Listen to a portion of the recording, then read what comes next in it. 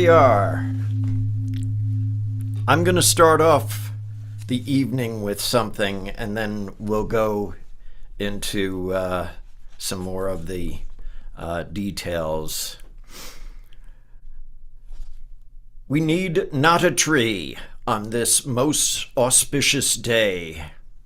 Happy Bodhi Day!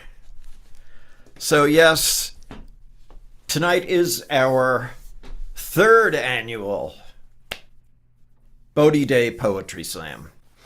The idea is that we all have, or most of us have anyway, some poems, original poems that we have come to use for this celebration of the Buddha's awakening.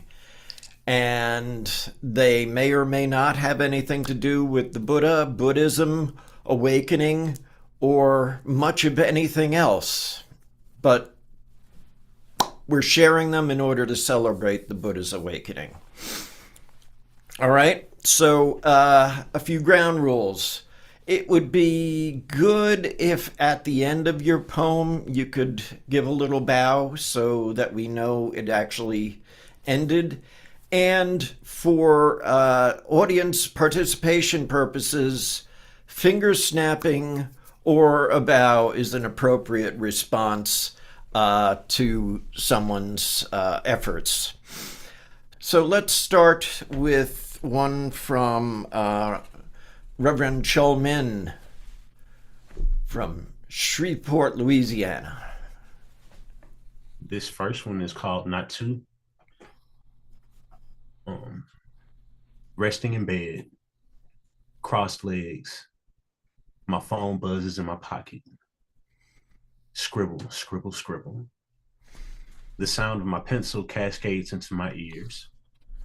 Lightly in the other room, my grandmother's TV plays indistinctly. I find rest in this moment. Everything is still as I look around me. I wonder, does this include me? Not to. Everything is still.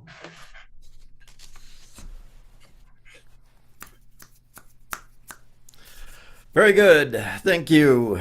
I'm just going to rotate around the screen here.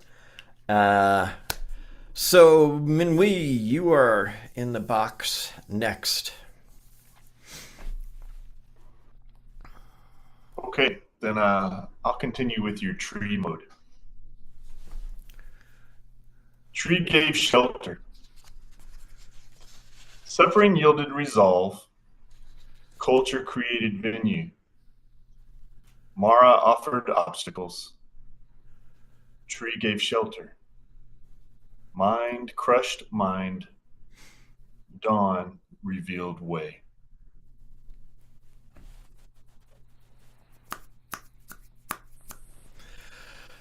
Very good. Thank you. Next, Kevin Haysong Sheridan. I have two. This time around, I decided to try to do some haikus. First one's called The Buddha's Path. Beneath Bodhi's shade, truth awakens, silence speaks, suffering dissolves. And the next one is called The Eightfold Journey. Steps of mindful peace. Each tread lifts the veils of self. Nirvana whispers. Very good. Thank you. Another one. We have Minwee coming to us from Vietnam, and we also have Melinda Huamin Pereira coming to us from the northern part of Vietnam tonight, apparently. So, Melinda, it's all yours. Pouring tea, all my thoughts and none.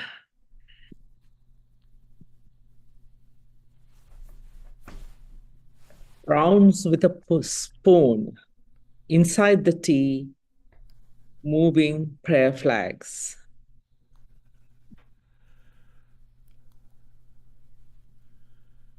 My practice, brewing tea alone.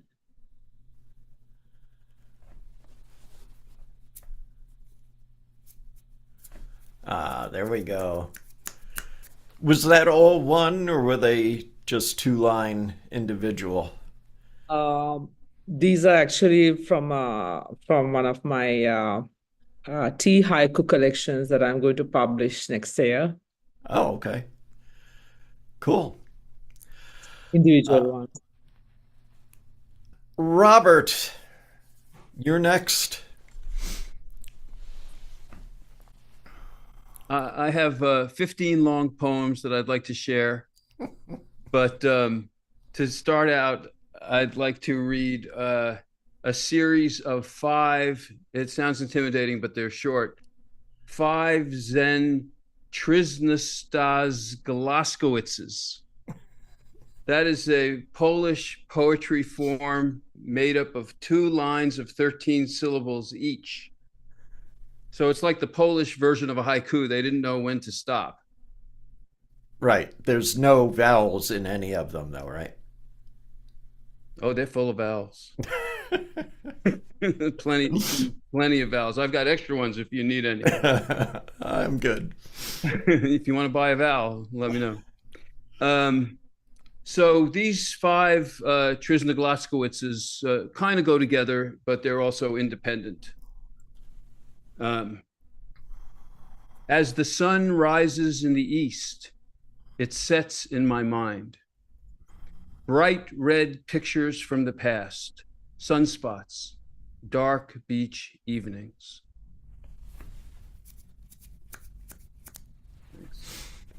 These bipeds roam the planet, thinking they are people.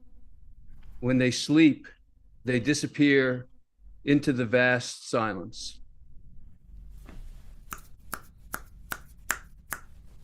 Nowhere to go, so I sit still, breathing in slowly. If I get up and move, I'm still here, nowhere to go.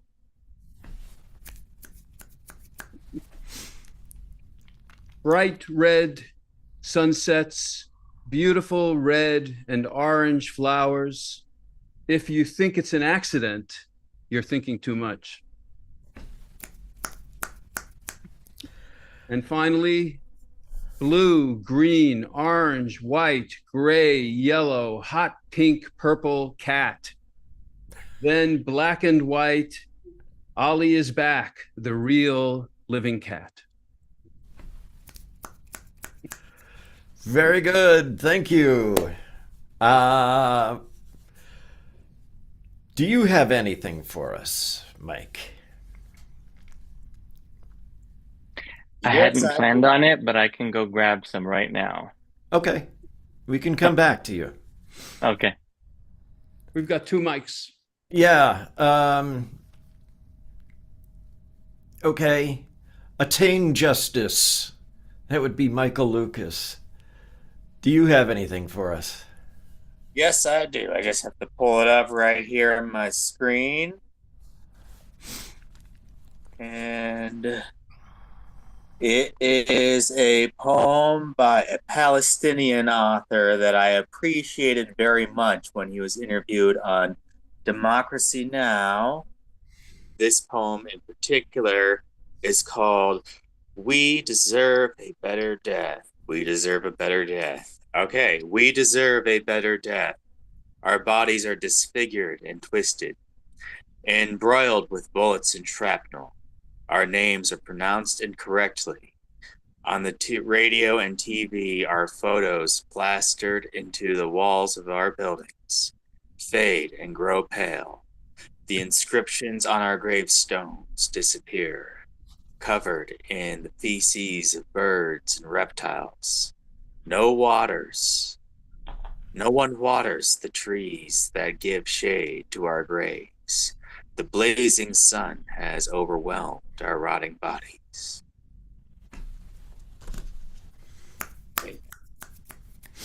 All right. I kind of went haiku crazy this time. I don't know why. I'm usually a little bit more varied than that. but I'll give you two. Um, yes. The first one expresses my disappointment. Where is Scott Watson? And who is he anyway? Rights of underpants. Which makes sense if you've seen or heard any of our previous poetry slams, because Scott Watson, who is seemingly not around anymore, we're not sure why, but he had a couple of poems last time about underpants. So He took his underpants and went home. that might have been part of it, yeah. Okay, so I'll give you one more right now, and this one is for Minwi. It's called Holdout. One morning glory holds out against cold and drought. Flowers bloom and glow.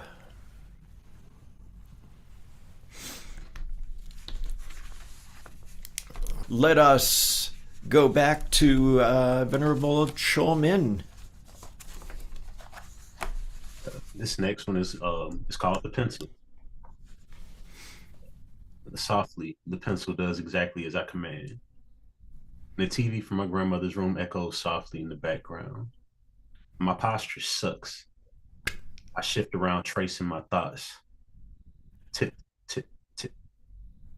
A light tapping pierces the silence in my room as the sound of the pencil and my skin sliding across the paper brings my awareness right back here. Tip, tip, tip.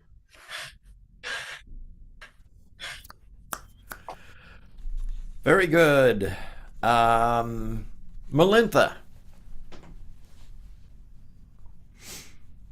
Okay, you want a longer poem or another Yeah, sure. hike about Yeah. elephants? Give us a long one for now. Right. Okay, this is one that I wrote in Kopan Monastery when I was in a retreat. It's called Kopan Full Moon. You know the moon can take you if you wrap it around yourself. It will take you around stupas under the colored lights of the 5 Buddha families. The flower dakinis will smile as you pause to admire the shining face of a Maitreya statue. Everywhere the trees will be in mudras, making divine and heavenly offerings. It will take you up a staircase with its light of the softest breath, make you emanate a billion bodies to a golden Shitagarbha in his finest jewelries. As you look down the way and beyond, you will see the yidams and deities. In a pure land, you will recite about and offer as a mandala on your worldly hands. Standing with your dorje and bell, you will bow to all the distant universes sparkling around you. Who can think the moon can get to you and be the face of your precious Guru?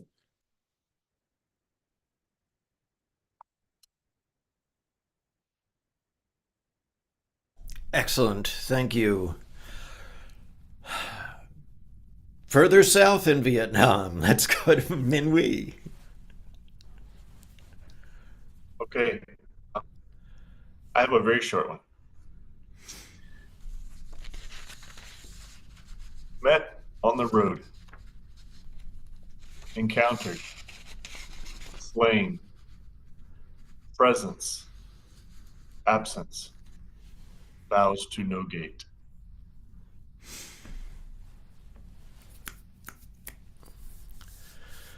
Still holding out for that gateless gate thing, you know.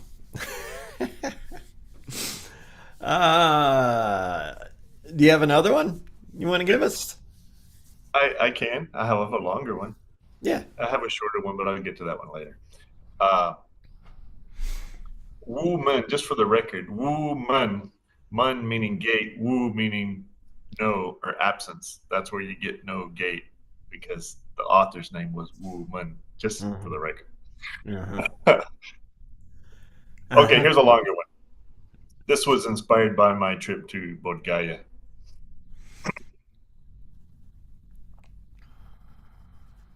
Beggars on the streets. Caste still separates it. Oh, caste still segregates India. Tourists perpetuate our suffering. Little opportunity to work. From you I beg. Begging, birth to death. Impossible to help everyone. Where do I start? Where do you end? The first noble truth. Yes, there is suffering. Yellow, orange, maroon, gray, monks passing on streets.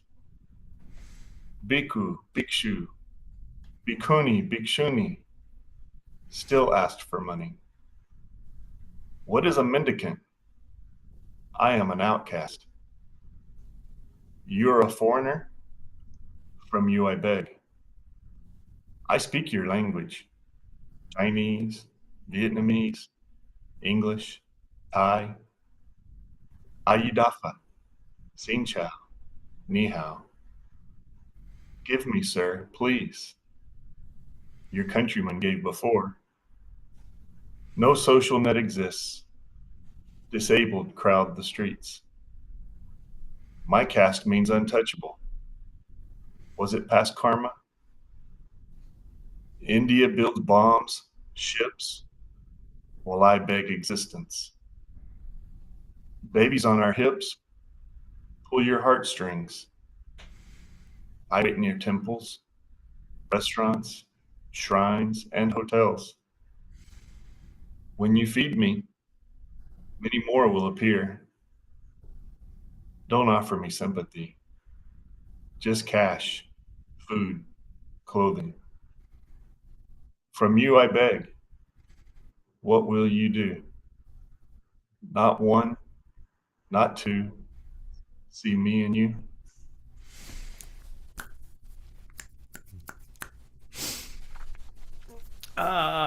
Excellent. And I know you have more, so we'll come back for some of them later. Next little box to the right is Kevin Haysong Sheridan.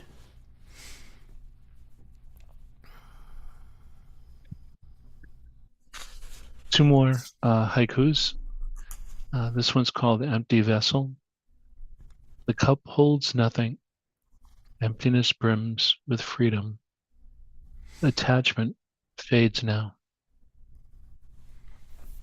Next one is called Lotus Rising, and inspired by a poem, a talk by Robert. Rooted in the mud, lotus blossoms pure and bright. Hope blooms in still hearts.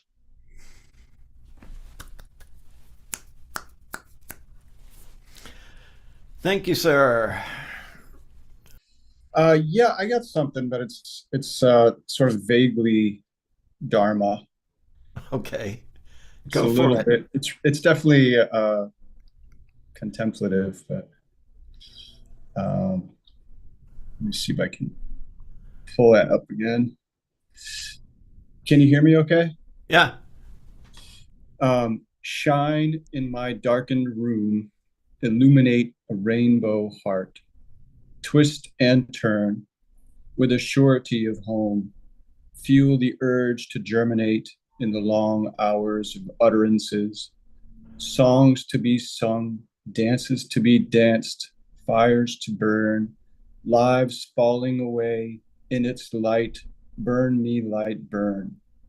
If there ever is such a thing as me, burn me, light, burn. Living like a kangaroo, collecting in my pouch all that was not there. Feeling a blissful ouch, all that was not there. Teary eyes, writhing floor time, hearts are one, passions stirred, Let my fingers unfurl from around this beauty. Why is it better than before? What makes it desired when it goes? What has changed? What has transpired? A space of open loveliness, hot poker in the muscle of the chest, exquisite opening and felt sense is the best. How can it compare to the rest? The rest is best. The rest yet to come. How to stay open in the breaking open. How to love without having. How to love without staying. How to love the raw, perfect calamity. How to be love. How to be. Nice, thank you. I knew you'd be able to dig something out of your notebook. Yeah. Cool. Let's roll down to Robert Coho Epstein. Just so it doesn't seem like something that I haven't noticed, most of my poems are about my cat.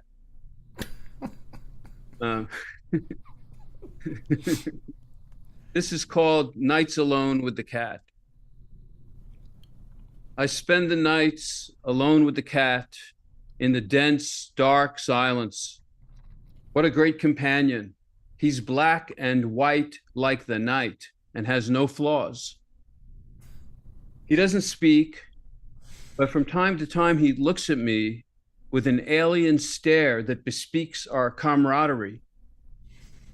They sent me a cat that is also from the other dimension.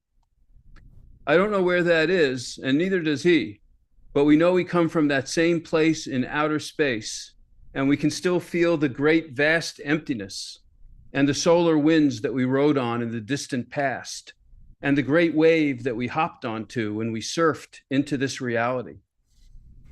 The cat may understand it better than I do.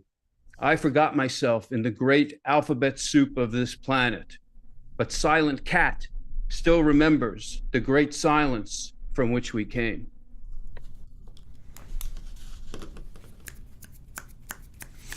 Cool. Michael Hengwee Lucas. Got anything more for us? Yes, one more that is just a quick narration poem. A little bit similar to a koan, but it's based off of a Cherokee legend, and I thought that it was very wise, and I wanted to share it with y'all. Alrighty, here it goes. This is the story of Sun Woman and the two hummingbird lads. And Sun Woman was this beautiful woman who everybody admired, and she was just an absolute perfection. There was one hummingbird lad who had her eye, and he had always been the best and the fastest and the most alluring of the hummingbird warriors. However, he had a challenger. This challenger, though not always in the spotlight, was very persistent. So, in order to win Sun Woman's heart, she agrees to their idea of a duel, if you will, a race. And the confident and radiant hummingbird starts off strong, but he gets a little bit too cocky, and then he's undermined by the more persistent one who kept on going at that goal. And he ends up beating the more alluring hummingbird. However, this ensues into an argument, and the two hummingbird lads are all like, "Oh no, I've actually earned this place because I'm the alluring one. You just got lucky this one time." And the other one fires back, "Oh, well, that may be true, but I actually won fair and square." And the two hummingbird lads are going back and forth at each other at it. And Sun Woman just puts her hands on her shoulder, sits aside, and sees this going down, and just decides, you know what? Forget it, and just shrugs her shoulders and leaves those two lads arguing amongst themselves. And it kind of, ends right there. But I thought it was very wise message of consent, and it's told at different stages of young Cherokee's life and even on into old age. A Cherokee anthropologist and legal professor used it to explain NAGPRA and bioethics and how that further informs our understanding of consent. That's all. Thank you, Hangwei. Minwei, did you know he's your brother there? He's attained justice, your compassionate justice. Okay. Cool. I didn't know, but it's a good Dharma name. It is, isn't it? Ah, we've got another Dharma name up. Sing Chan. You got anything? Yes, I have several short ones. Most of them are haikus, but I'll just do a couple short ones and then we can go to the next person. Swish, swish goes the fan, churning the ever-present life-giving air. Just as my lungs breathe, the earth and plants breathe. In, out, just this, a glimpse of eternity.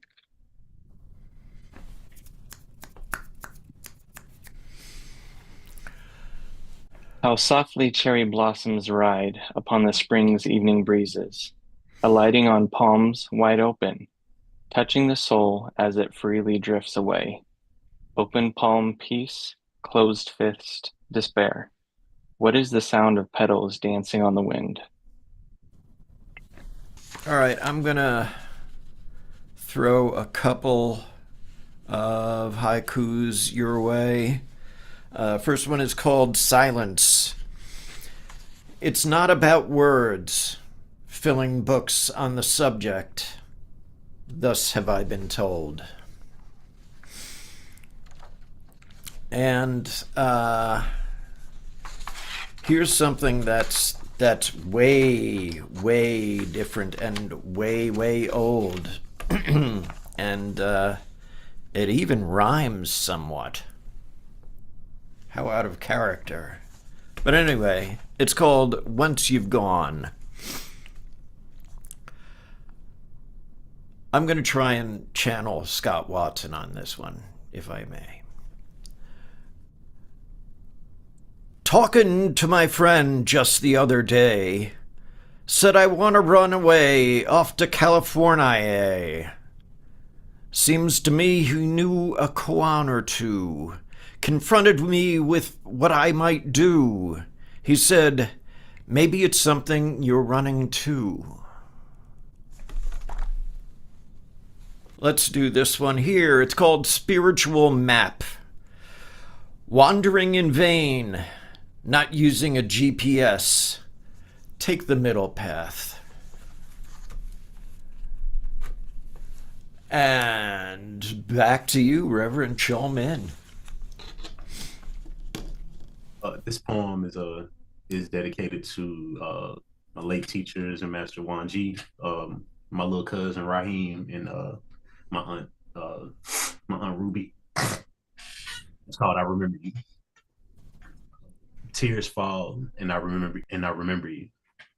Great teacher sharing with me the way of simplicity.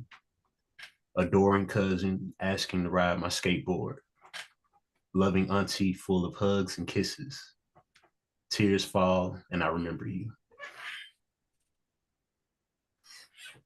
Malintha, how about another one from you? Okay, some elephant haiku. Sure.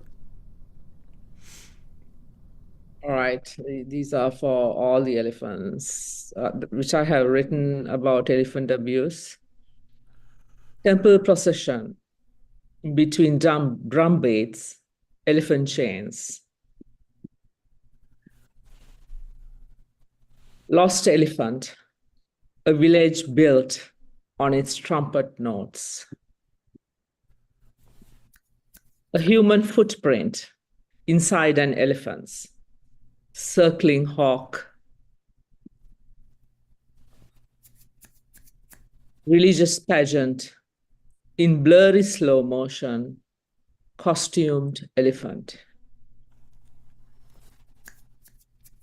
Neck chains, The elephant prostrate at the shrine.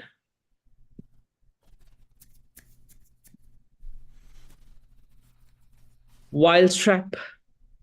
The elephant mum nuzzles its calf's dead body. Last one. Anchors after anchors. A newly captive elephant vomits stars. Thank you. Wonderful. Just in case anybody is joining us late, we are doing our third annual Bodhi Day Poetry Slam to celebrate the awakening of the Buddha. And what better way than to celebrate in a big way? So now we are going back to Reverend Minwee.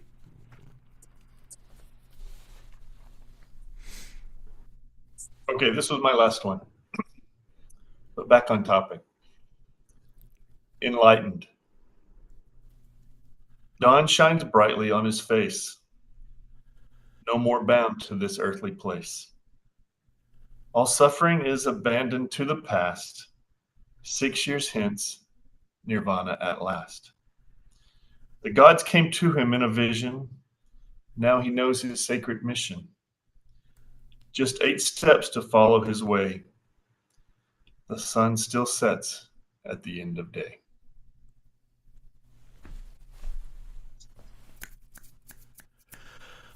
All right. Back over to you, Reverend Haesung. I'm going to finish up with the last 3 that I've written haiku-wise. This one's called The Middle Way. Neither feast nor fast. Balance flows through life's river. Truth, rest in the calm. This one is called Dharma Unfolding. Golden wheel turns slow. Wisdom spins through timeless void. Light pierces the dark. And my last one is called Compassion's Call. Hands pressed palm to palm. Boundless love fills every breath. All beings are one. Thank you, sir. Rowan, do you have another one?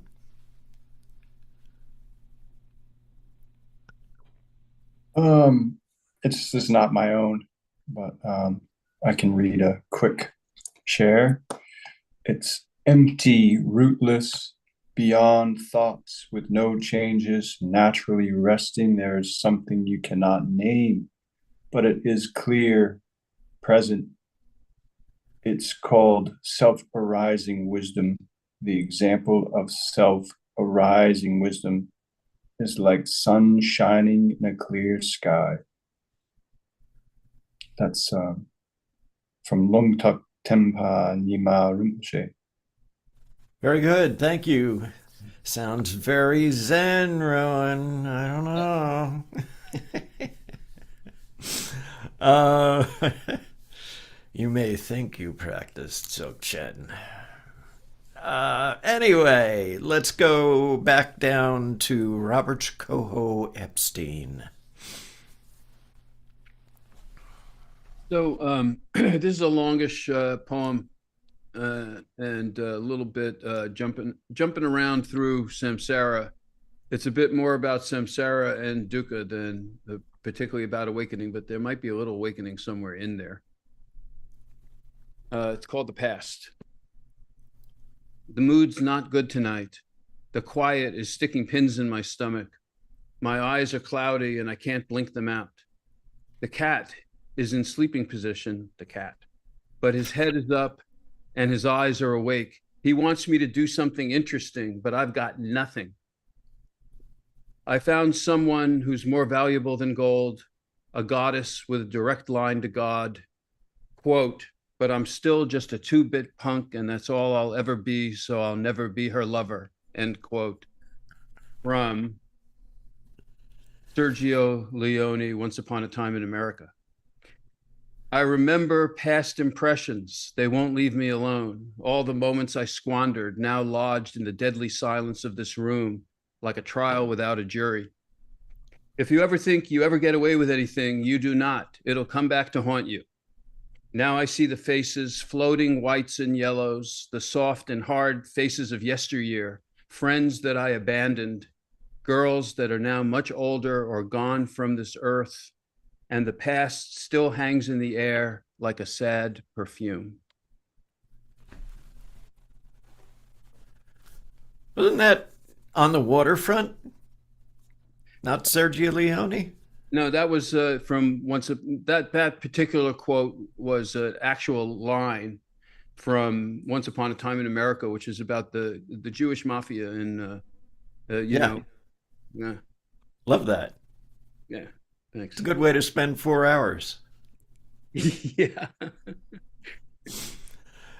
Yeah, I got a quick one called Concrete Cocoons that I wrote a few years ago about how some of the most influential people in my life are people in prison or people who have died because, you know, they put you in a concrete burial shaft. But anyways, it goes like this, reciting from memory. Some of the most bright and beautiful butterflies in flight are trapped betwixt concrete cocoons, some in prisons, others in tombs, all confined within hell's womb. Yet their boldness and beauty shines brighter than the pale moon. Thank you. Very nice. Thank you, Heng Wei. So, Michael Fox, Sing Chan, got anything for us there? Yeah, I've got a couple I can do.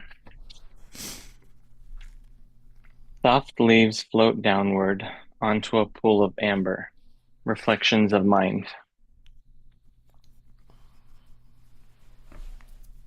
Blue ocean pillow, delicate waves of slumber, dreams like drops of dew.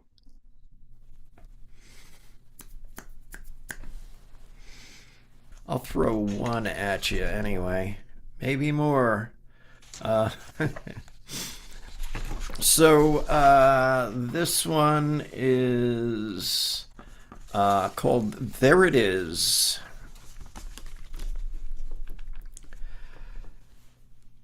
Where are my glasses?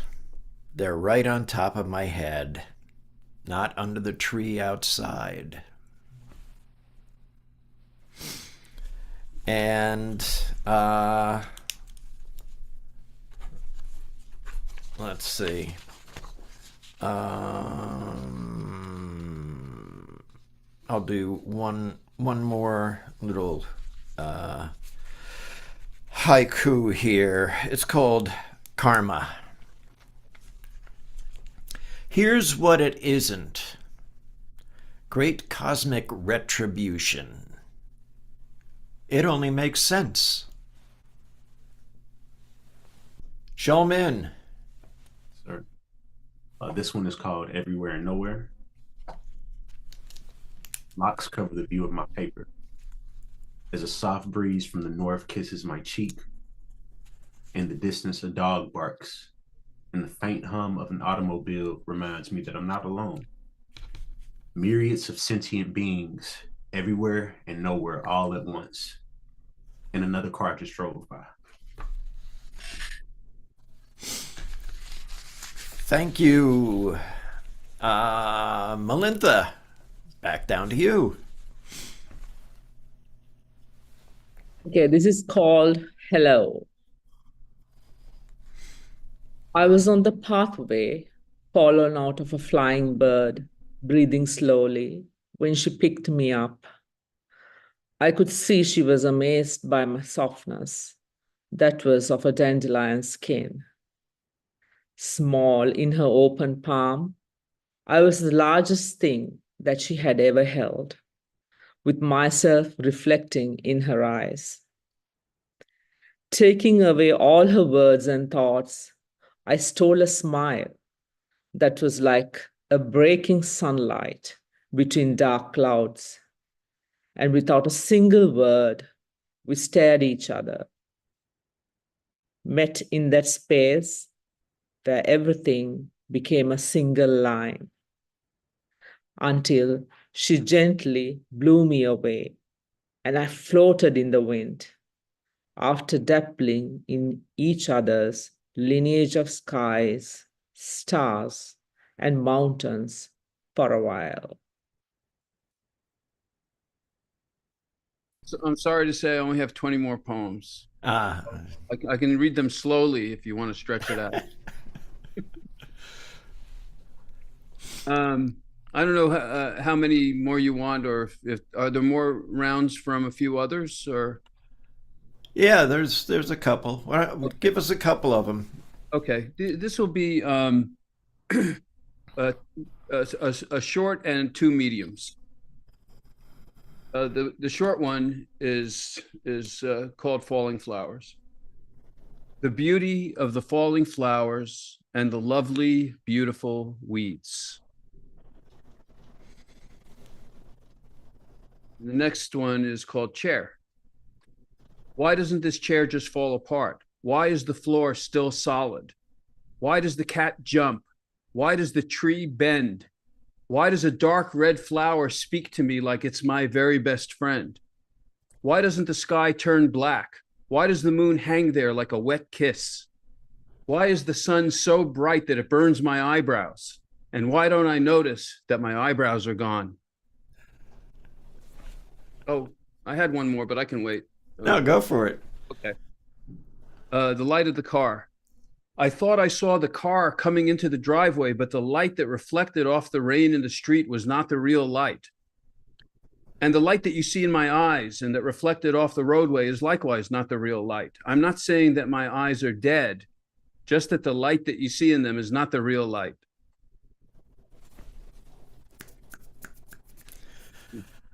Thank you. I'll do a few little haikus. Gentle kisses sweet, butterfly light on my face, a tender moment. Life marches onward, hourglass quickly raining. There's no time to waste. And this isn't about a cat, this is about a puppy. So I got to join Robert's animal theme. Joy, puppy kisses, tail wagging is heartwarming. Contentment cuddles. I have one anyway. Well, I have two, but I'm only going to do one. It's called So Many Questions. Asking. It all ends with the only question. What is this chanting the Buddha's name? It's already all clear. Just stop asking and listen.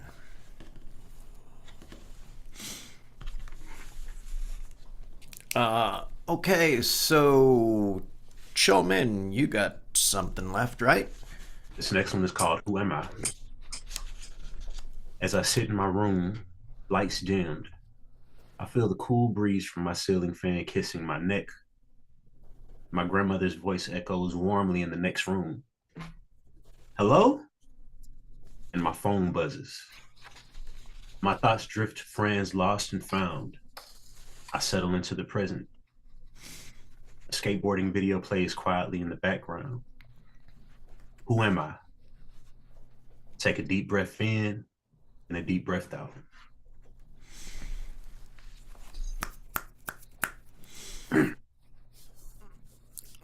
You want to give us a second one now? Sure. This next one is called Smile. Listening to my son having fun with his friends, my heart is filled with gratitude.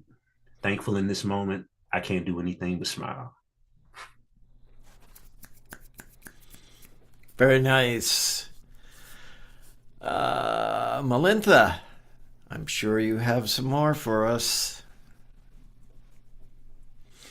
I have some firefly haiku. Okay. By starlight, all the fireflies, children. Firefly night, afraid they'll burn the paddy. Looking for liberation, here a firefly, everything. Jasmine and the perfume of laughing fireflies. Dementia, the fireflies, all rascals. Young fly, blinking without an interval.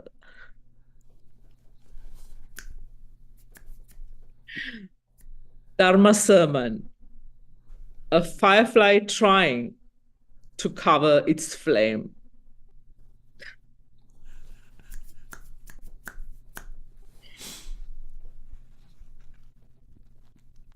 Firefly meadow, a cow's horn, festive.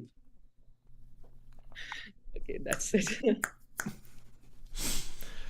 Very nice. Thank you. Let's see. Minwi's out. Haesong is out. Rowan is out. So that brings us down to another cat poem, undoubtedly from Mr. Epstein. This is another longish poem about samsara and dukkha. You know, this, when I'm not writing about happy wakey Zen, it's samsara and Buddha samsara and dukkha all the way. And this poem does feature an appearance by the cat. The poem is called Ballerina. I didn't have to read or study a whole poem or a whole essay. One line was enough to floor me. By the time I scraped my sensibility off the ceiling, the rest of the poem had moved on, taking part of me with it. I could not catch up, I could not retrieve, nowhere to go and no one to see. I couldn't reconnoiter or recondition or redo much of anything. Time flitted by like a scanty ballerina, almost promising a direction, but then not going anywhere but in circles. I'd have to submit. I'd have to sit right down on the floor and be like a child again, hoping that Jesus would come along and scrape me back up again, or someone, maybe even a family member, would come along and scrape me up. But often they would add a comment or a question. Are you okay? What are you up to? And those questions would knock me out. After that, I didn't know what to do next. I was like a spider or a boy secluded in his room with his toys, trying to untangle the myriad knots of some toy that was meant to go in straight lines, but wound up twisting everywhere, and as though mirrors were connected to the vertices formed by each twist of the many lines, as if the threads themselves were thoughts which couldn't figure themselves out. They were twisted too, like a tangle of hair or a snagged surplus of activity that gets bound up in itself and is absolutely stopped. And so I went on. I got up off the floor again, as if there was something to do or somewhere to go, and looked around for my toys, which had all fled. The cat was looking at me, as if I was about to do something, and he was terrified. I didn't want to frighten him, so I sat back down. Forget it, I said to myself, and it's not worth it. And by the time I had finished squeezing out every last drop of rationalization I could muster for doing nothing in particular, I was so tired and my eyes so half closed that I was almost involuntarily meditating, but not in the good way.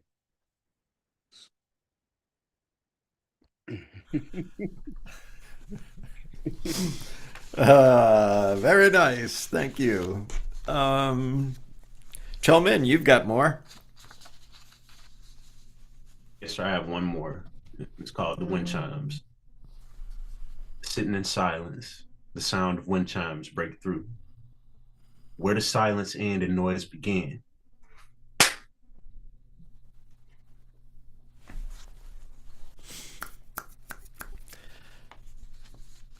Very nice. Okay, we're winding down. Pretty soon it's going to be a tag team match between Robert and Melintha. We'll see who. Robert's ready for it. You can tell he's been sparring in the background, warming up. I don't have unlimited poems, but I have unlimited cats. Yes, and hey Song, what do we have to say about that?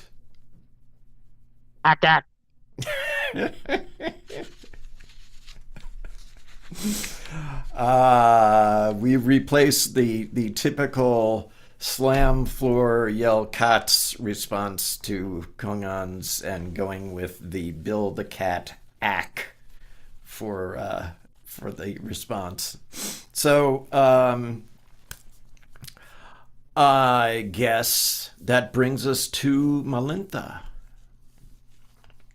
All I wanted to do was just to wipe off the dust, but we end up staring at each other, Buddha and I.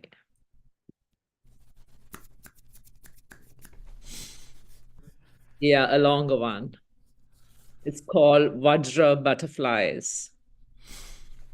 Tell me the touch of an enlightened petal hidden from the roaming human eyes, the way you look at your colorful wings on mirrors of infinite dew. Tell me if your eyes are dry when monks chant of bodhisattva names, how you suck the sweetest nectar the Buddhas have hidden inside their fields. Do you sleep with your eyes open? Unlike us who shut the heavens, tell me the yidam you turn out to be when you leave the leaves with pollen that bees use to mark their brows. Tell me of the mantra you recite when you first stretch your baby wings, how you transform yourself to light to escape the world you spin. I have two left. I have a few others that I crossed out, but I have they're available to be uncrossed, but probably not necessary. I've got a short, depressing poem and another long, winding poem, the saxophone one that I posted online. Which one do you think? Well, I think we should get both of them probably. Okay, I'll do the short one first Okay. and depress everyone. Let's see. I hear a scuffling sound. Could be the dishwasher, could be a car. Maybe the dead cats have returned.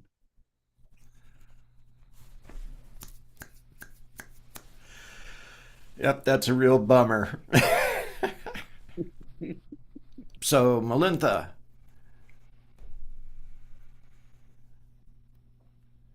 Okay, I have two tanka sequences. First one is called Kensho. Not having the heart to sweep away the dried blossoms, I make a mountain with leaves to bury them. Letting the wind steal the flame, I zazen all night without the moon. Knowing it's wrong, I crave for a voice chanting the Heart Sutra other than my own. Riding at the back of a bullock cart, I let the farmer sing to me a folk song about a drunken monk. The next one is called Zazenkai. Plum-dyed leaves, I forget the path, going off to the village. Staff in hand, my shadow waves at the cotton clouds. Only the wind follows me to my cloaked wooden bed. How have I misled the bees? The butterflies brush my tilted hat, and one is on my shoulder. Caught in the sudden rain, I shelter the ripe berries to be offered to the Buddhas.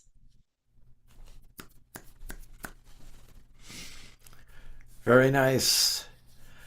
So, Robert, it's on you now. Well, this is another one of those crazy, windy poems.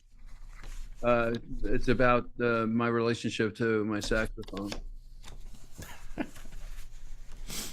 I pick up the tenor sax, and suddenly it's like a third wheel or a fourth arm. It's twisted around like an octopus of silly putty, turned into a Medusa of unrealized contortion, unable to hold its breath or keep its head. Somehow the thing has a life of its own, no longer a part of my group, my consortium. It has outgrown me, grown wings, become a dynamic child who screams at the slightest glance. It squeaks with delight while I am writhing with uncertainty and no longer know how to fend for myself. It's about to take off, though I grasp it as if familiar with its winding streets and its dark headlights. Maybe it's me. Maybe it's the fact that it does indeed and always has had its own will. A strange adopted child that I always made believe was my own. And now it wants to go back to its own forgotten roots and leave me behind. Very good. Thank you. Do you have any more? Yeah, I have a couple that I had crossed out, but I can uncross them. They're not quite as Buddhisty, but they're there. Do you want to do a back and forth, or should I do one now, or what do you think? Yeah, let's do it back and forth. Okay. This is a very short poem that was taken from a movie. It's called Kiss. To kiss on both cheeks while eating a chocolate.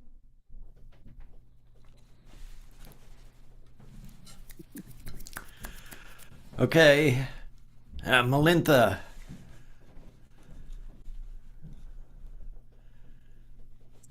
Some more firefly haiku? Sure. No line between sky and earth. The man makes a toast. Firefly night. The fireflies talk all night. New scarecrow. Not caring how many fireflies. Sleeping beggar.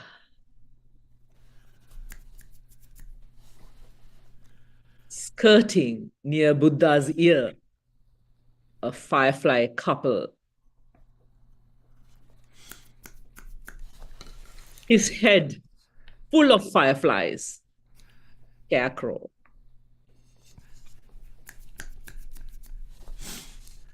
Was there no other place for your flame, firefly?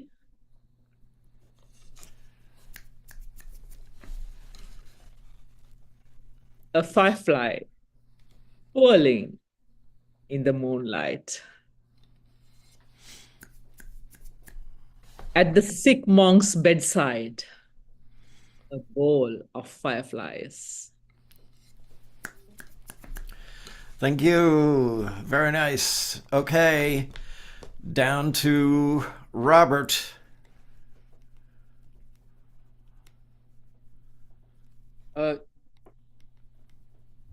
This is also taken from a movie. I've been writing a bunch of poems derived from films and TV series called film synopsis poems. These little ones are just snippets from film images. And this one is from a spy movie, but I think it serves as a metaphor for, humanity and relationships, called Tea. Black tea from a samovar. The awkward silence of spies getting to know each other.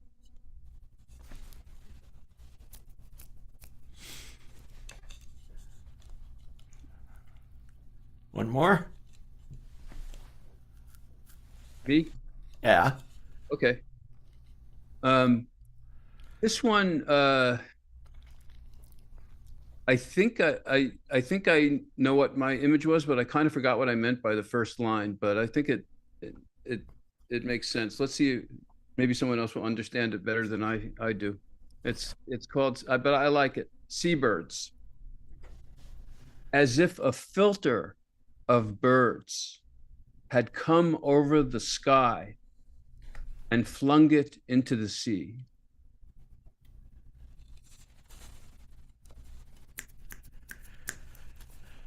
All right. Melintha, you want to wrap us up?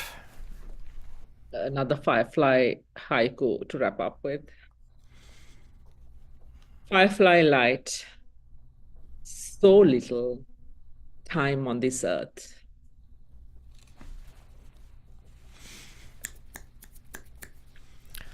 Okay, so this will be the closing poem.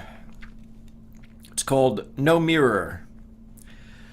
The mirror suddenly reflects without discrimination. Not a thing is there. Open the eyes. Pay attention.